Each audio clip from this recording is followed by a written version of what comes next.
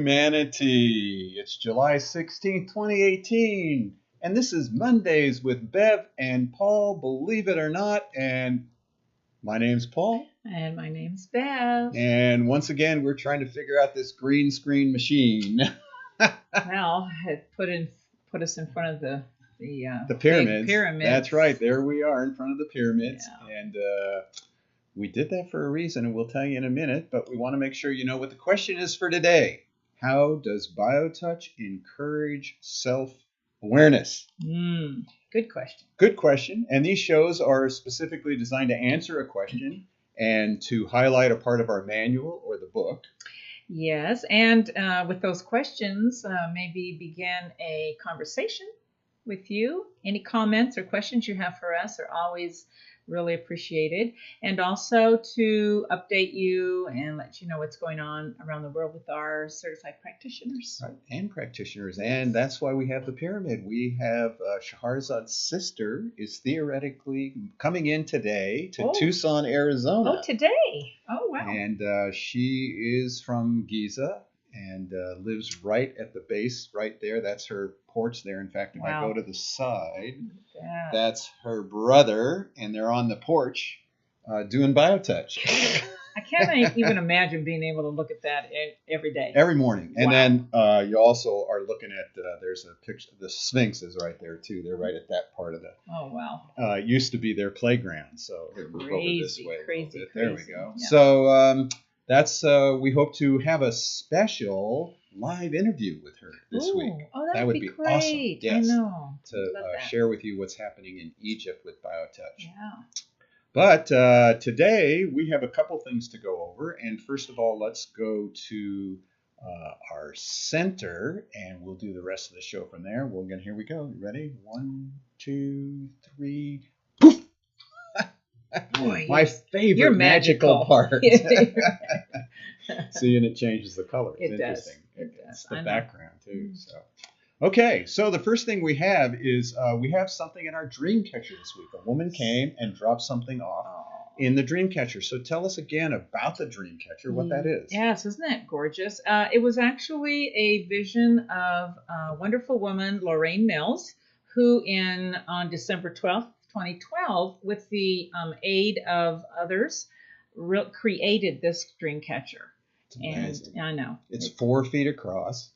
The outside is mesquite wood that's been bent, soaked and bent, and then all those pieces from around the 4 corners of the United States, the waterways, but then from all over the world, right? Oh yeah.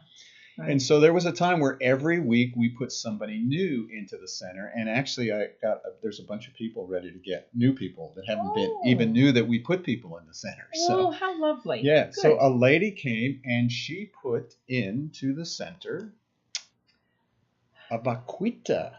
Tell us about the vaquita. Yes. What is a vaquita? It is a small porpoise. And it is one of the only 7 species of true porpoises, and is the only one that occurs in warm waters of the eastern Pacific.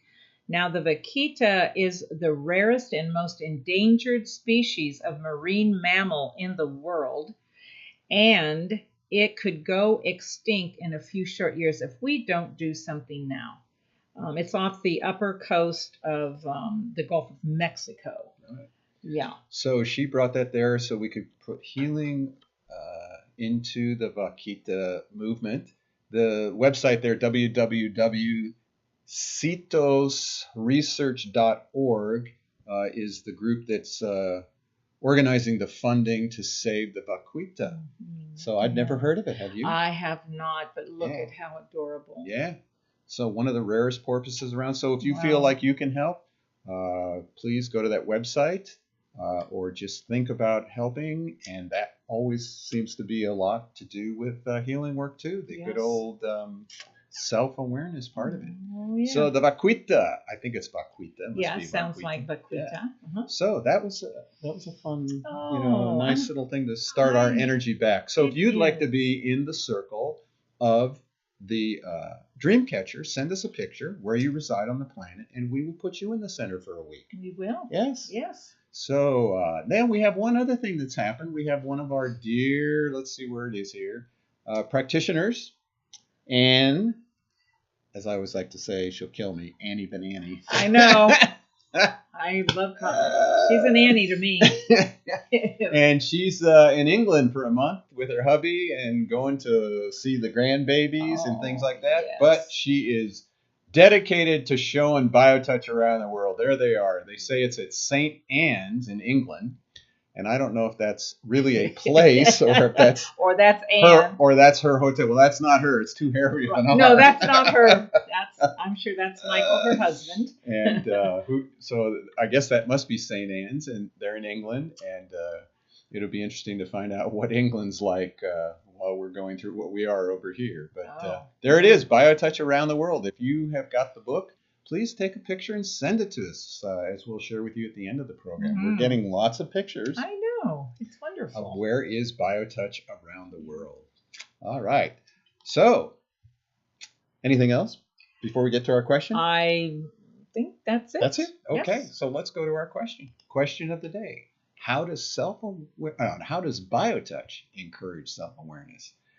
Oh, I don't know. That's a deep question. It's a deep question, but it is in our It is our mission statement. Not our mission, our vision statement. Vision statement. And it's been for 30 years now. Mm-hmm. And so people always ask us about it. So we're going to try and talk about it in different ways. But we're going to read the mission statement, the vision statement first.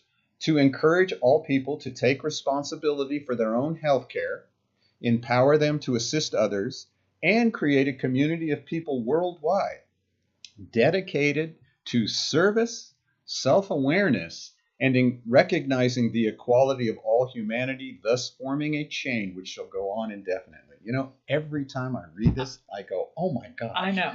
No, it's true. It's true. It's wonderful. Yeah. It says what we're all awakening to, becoming aware of more and more. That statement right there is the possibility. The possibility. For humanity. Yeah. So, yeah, and it's like, what are we waking up to? So how is applying BioTouch helping us waking up? How is that even possible? And I think you said just now that it's helping us wake up to the possibility. And that first possibility is this body is in pain. Mm-hmm. Recognizing that I'm in pain, that I'm suffering, that my loved one is in pain and suffering. And that is sort of a common thread with all humanity. Oh, yeah. It's a human condition. It's not an individual because, right. in that statement, that circle that shall go on indefinitely, that just reminds us of the deep connectedness that we are one. So it's not about when each one of us begins to heal, whatever that really means, when we step into some kind of a self-awareness, we are beginning to contribute to the betterment of the whole group called humanity. That we are each a thread, and every time one of us just begins to awaken, become conscious, all those words that we throw around, maybe not quite sure what they mean, but when our lives begin to change and we begin to reflect our true nature, which is love, then we are in a position to begin to step into true service, which is brotherhood, sisterhood. It's to help one another, and without, as we say, without any results, needing any of that. It's just the innateness within each of us to serve each other. And that's what, for me, BioTouch is the gift of.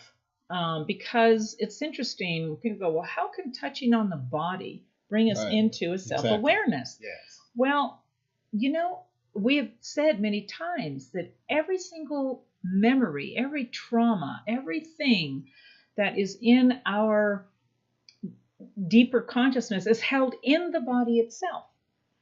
That's why BioTouch is so perfect, because it begins on the skin. It begins with the touch. Yes. And the body totally recognizes that loving touch. It responds immediately to the loving touch. Well, what happens after a consistency, that whole journey, is other parts of ourselves, the emotional and the mental and the spiritual, whatever, begins to respond also, because when the body heals, everything else gets to come along with it. And that's what the self-awareness begins. And what's nice about that process is we don't have to do anything. No. It's not about doing. It's not about sitting with your legs crossed and closing your eyes and bringing down this light or that light, or breathing this way or breathing that way. It's about merely recognizing what is happening.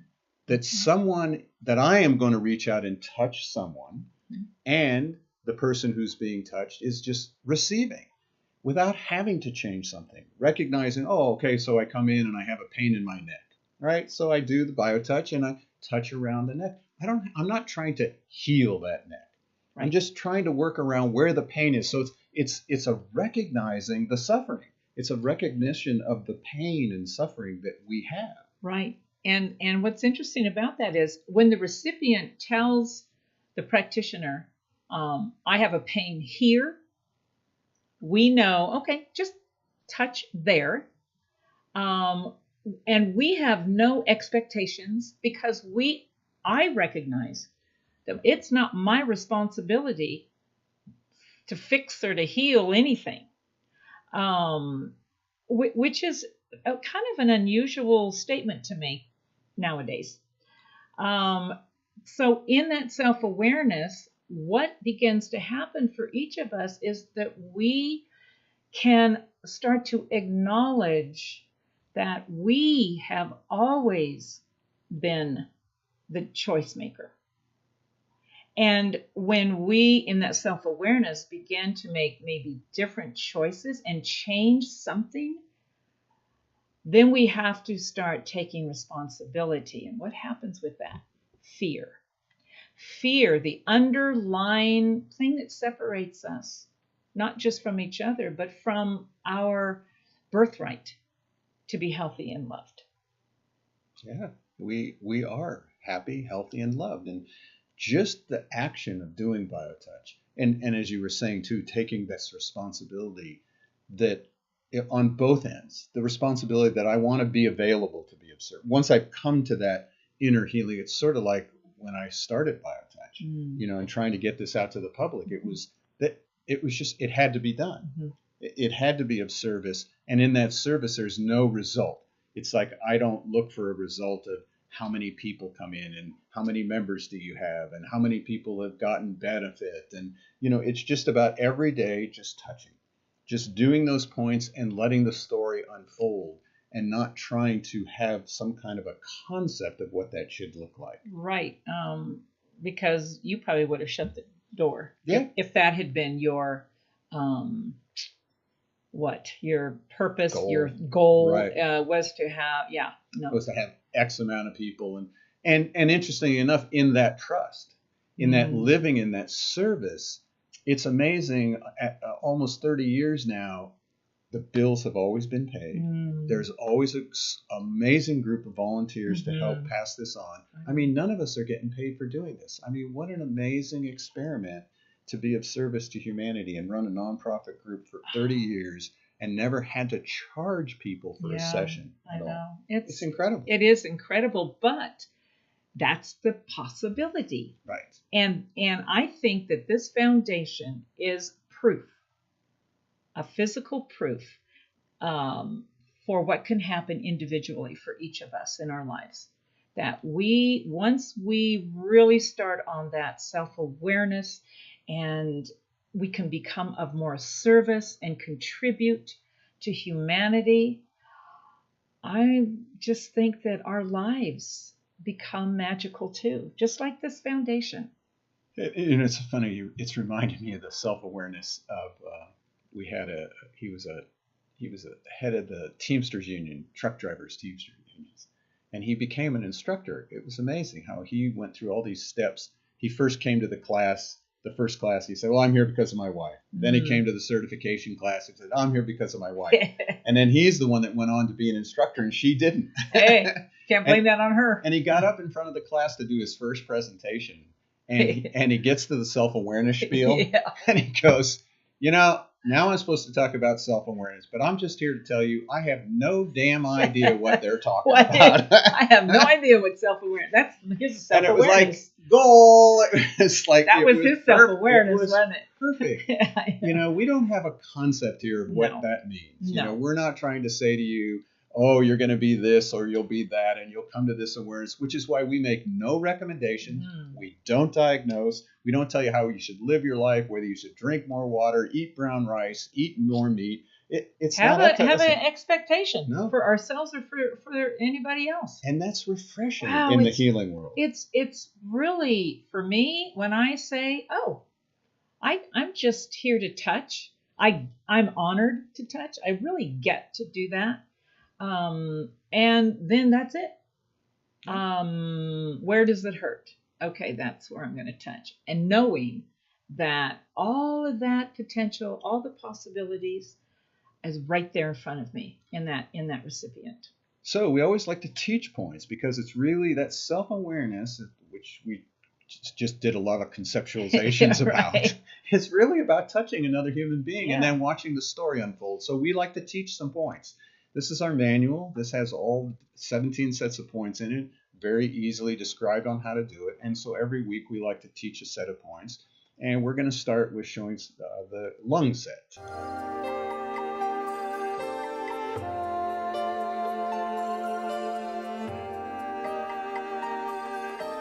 The lung set may be used to address any conditions affecting the lungs. The lung set has 3 steps.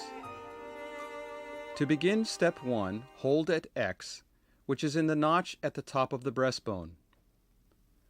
With the other hand, touch points 1 through 6. Point 1 is on the rib cage where the ribs begin to curve to the side and are not quite at the bottom of the ribs. Point 2 is on the rib cage where the ribs begin to curve to the side and are even with the bottom of the breast. The location of point 2 may vary according to the size of the breasts and the accessibility of the area. Point 3 is even with the top of the armpit and about 2 to 3 inches toward the center of the chest. Point 4 is the same as point 1 on the opposite side of the body, on the rib cage where the ribs begin to curve to the side and are not quite at the bottom of the ribs.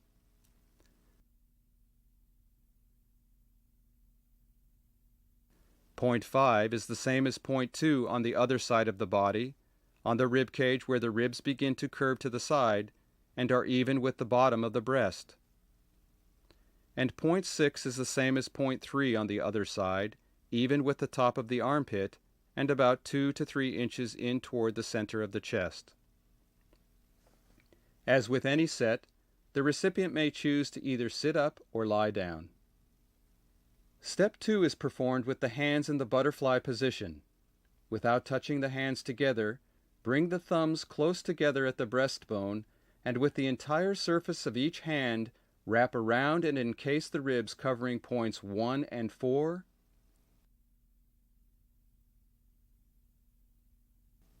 then points 2 and 5,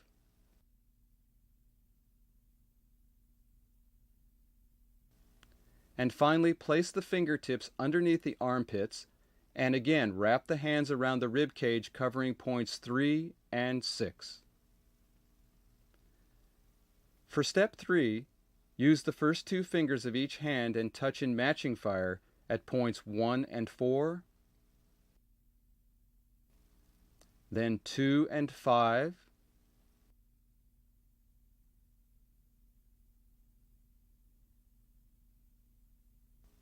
and 3 and 6. This completes the lung set. The oxygen... There you go. That's the lung set. It certainly is. Thanks, Ollie. Very good. Don't get me started. So, we encourage you to do BioTouch. It just it's just a wonderful opportunity to help one another. And it doesn't matter. You know, what's nice too is it doesn't matter whether you like the person you're working on or whether you don't like them. If you just want to be of service, be of help at that particular moment, whether you're friend or foe, there's a good. Whether you're friend or foe, BioTouch will work. Yeah, it will. And so we are grateful every week to be here with you. My name's Paul. My name's Bev. And we love coming here to hang out with you for 20 minutes every week. Yeah, thanks for showing up. Yes. And we'll see you all next week. Have a great week.